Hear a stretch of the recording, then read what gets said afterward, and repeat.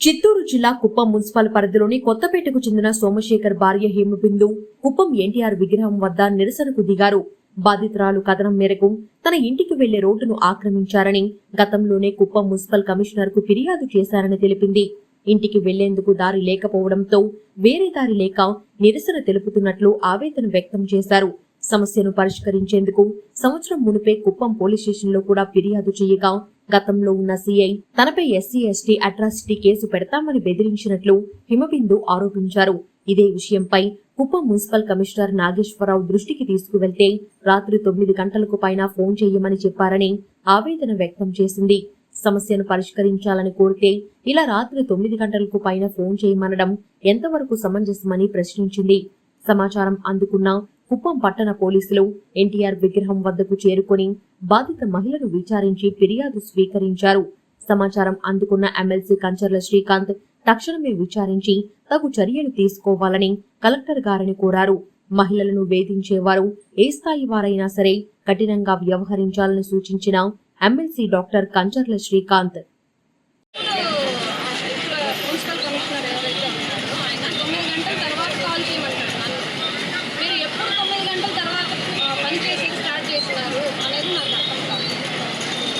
తెలుసా నీకు?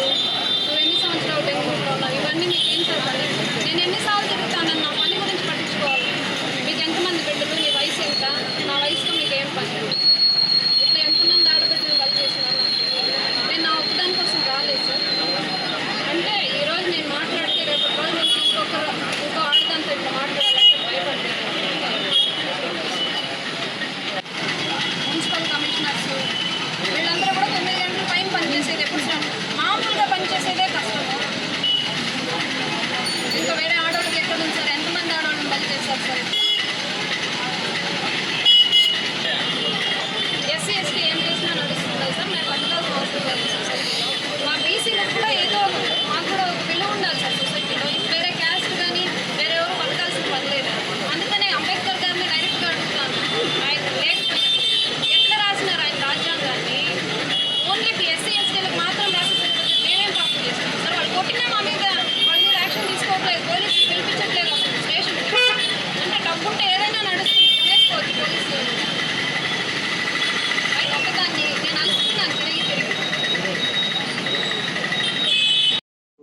Hello sir good morning sir. Good morning. ఇంట్లో ఉన్నావా? లేదు సార్, బ్యాంక్ కన్నా వచ్చినాను సార్ బయట. సరే, ఇక్కడే ఉన్నావా? ఈ ఊరికి వెళ్ళిపోయావా? ఉన్నాను సార్, ఇక్కడే ఉన్నాను.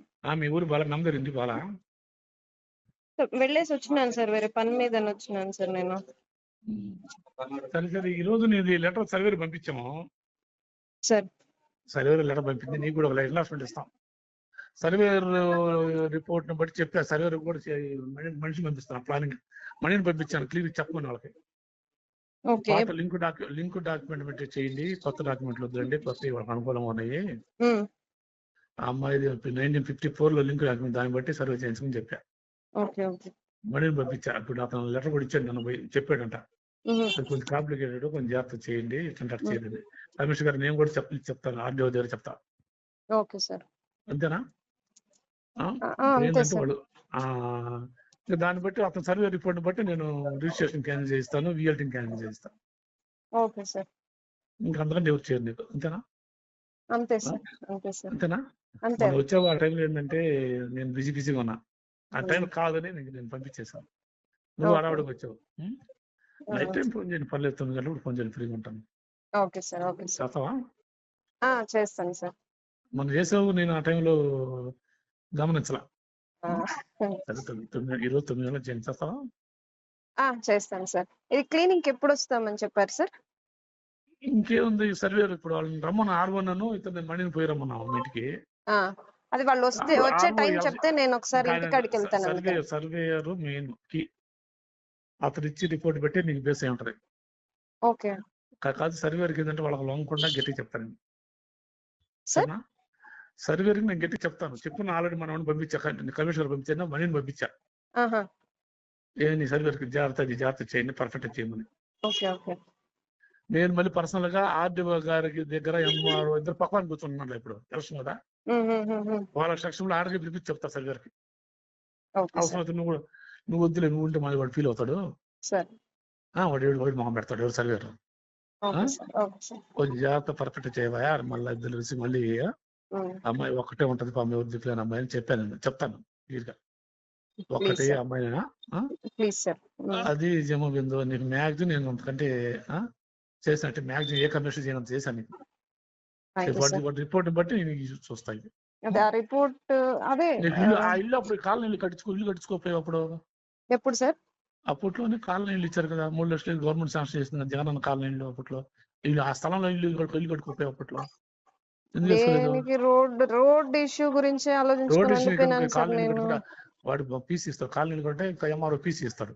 ఆ, అప్పుడు శాంక్షన్ చేసుకోపోయావా? వీళ్ళు ఎవరు చెప్పలేదు నీకు తెలియదు ఇంతేనా? నేను లేదు సార్ దాని గురించి ఏం ఆలోచించాలి సరేలే రాబోయే గవర్నమెంట్ ఎట్లా ఉంటుంది దాన్ని బట్టి కదా. సార్. ఇంకేంది బెంగళూరు బాగా తెలుసా నీకు?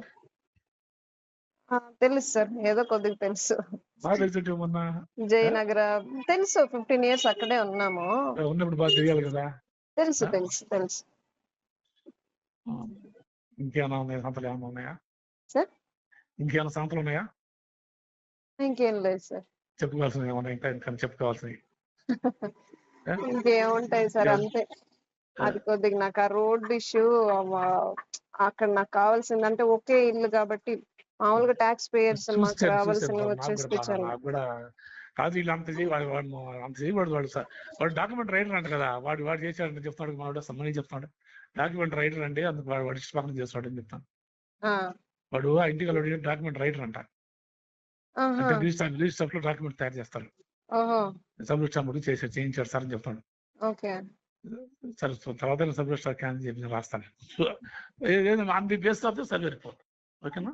Okay okay sir. అది మళ్ళీ కొద్దిగా నాకు కూడా ఏమో రైట్ ఉండదు. నాకు కూడా ఏంటంటే మార్చి రాసే రైట్ ఉండదు. అర్థమైందా? లేదా నువ్వు అడిగినట్టు నేను మ్యాక్సిమం చేశాను. Okay sir. మ్యాక్సిమం చేశాను సొంత చేస్తున్నా. ఒకసారి వాళ్ళతో మీరే కొంచెం మాట్లాడి కొద్దిగా పాజిటివ్ గా నేనే పాజిటివ్ చెప్పాను. ఇలా కూడా చెప్పాను. మార్వని పంపిస్తా.